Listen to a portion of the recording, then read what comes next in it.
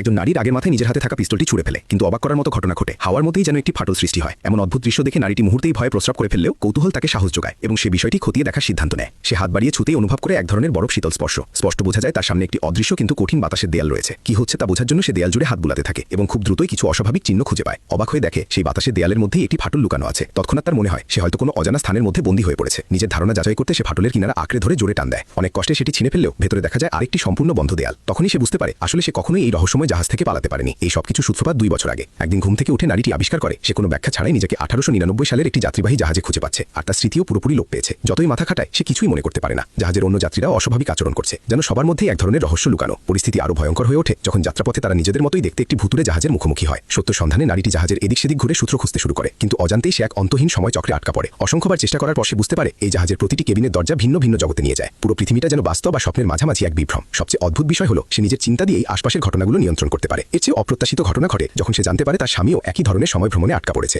অনুসন্ধানের এক পর্যায়ে আওয়ে একটি পরিত্যক্ত শুকনো কূপ খুঁজে পায়। কূপের ভেতরে রয়েছে একটি নিঃসঙ্গ কবর, আর তার নিচের গোপন জায়গায় বসে আছে তার নিজের ছেলে। কথোপকথনের পর আওয়ের স্মৃতি ফিরে আসে। সে তখন বুঝতে পারে ছেলেটি ছোটবেলা থেকেই এক অদ্ভুত রোগে ভুগছিল। ছেলের চেতনা বাঁচিয়ে রাখার জন্য দম্পতি মিলে একটি স্বপ্নের জগৎ তৈরি করেছিল, কিন্তু এক দুর্ঘটনার কারণে দুজনেই স্মৃতি হারায় এবং চিরদিনের মতো এই পুনরাবৃত্ত স্বপ্নের ফাঁদে বন্দী হয়ে পড়ে। স্ত্রীকে জাগিয়ে তুলতে আওয়ে ঝুঁকি নিয়ে তার স্বপ্নের জগতে প্রবেশ করে, কিন্তু পরিচিত অথচ অচেনা সেই মুখ দেখে নারীটির কিছুই মনে পড়ে না। উপায় না দেখে আওয়ে তাকে তাদের পুরনো বাড়িতে নিয়ে যায়। দেয়ালে ঝোলানো 3 জনের পারিবারিক ছবির দিকে তাকাতেই স্ত্রীর হারানো স্মৃতিগুলো ঢেউয়ের মতো ফিরে আসে। ঠিক তখনই স্বপ্নের জগতে ভয়ঙ্কর ঝড় শুরু হয়, দমকা হাওয়া আর প্রবল বৃষ্টি। যদি দ্রুত বাস্তব জগতে ফেরার পথ খুঁজে না পায় তারা চিরতরে এখানেই আটকে যাবে। সৌভাগ্যক্রমে সংকটের মুহূর্তে স্মৃতি ফিরে পাওয়া স্ত্রী পালানোর উপায় মনে করতে পারে। শেষ পর্যন্ত দম্পতি বিপদ কাটিয়ে স্বপ্নের জগৎ থেকে মুক্তি পায়। এরপর তারা অতীতে সব বোঝা নামিয়ে রেখে নতুন করে জীবন শুরু করার সিদ্ধান্ত নেয়। এইভাবেই ছবিটি সমাপ্তি ঘটে।